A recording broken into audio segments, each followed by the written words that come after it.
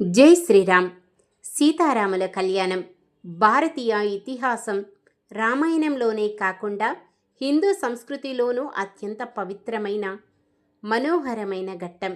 ఇది కేవలం ఇద్దరి వ్యక్తుల వివాహం మాత్రమే కాదు, ధర్మానికి, పరాక్రమానికి మరియు నిష్కల్మషమైన ప్రేమకు దక్కిన విజయంగా నిలిచిపోయింది.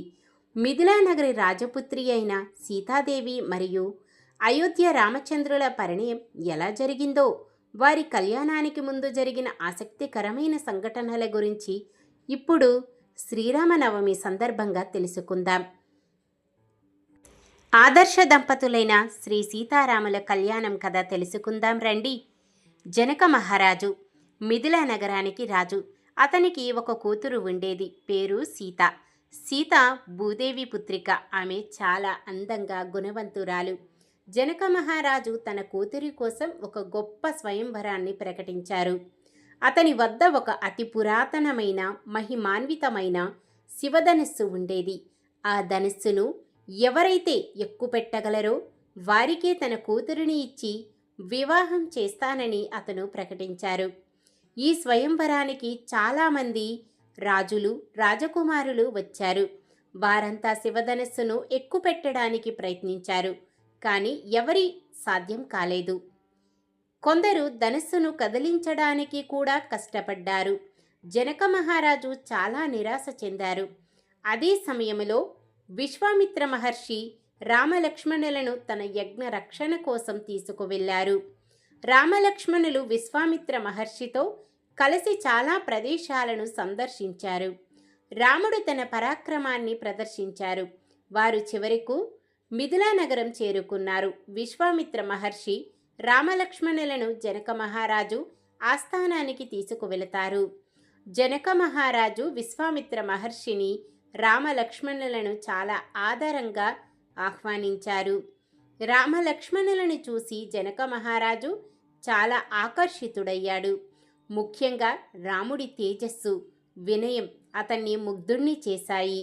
విశ్వామిత్ర మహర్షి జనక మహారాజుకు రాముడి గురించి, అతని పరాక్రమం గురించి చెప్పారు. శివధనుస్సు గురించి తెలుసుకున్న రాముడు దానిని ఎక్కుపెట్టడానికి అనుమతి కోరారు. జనక మహారాజు ఆశ్చర్యపోయాడు. కానీ రాముడి విశ్వాసం చూసి అతనికి అనుమతి ఇచ్చారు. రాముడు శివధనుస్సు వద్దకు వెళ్ళారు. అతను చాలా సులభంగా ధనుస్సును ఎక్కుపెట్టాడు. ఆ ధనుస్సు చాలా పాతది, బలమైనది.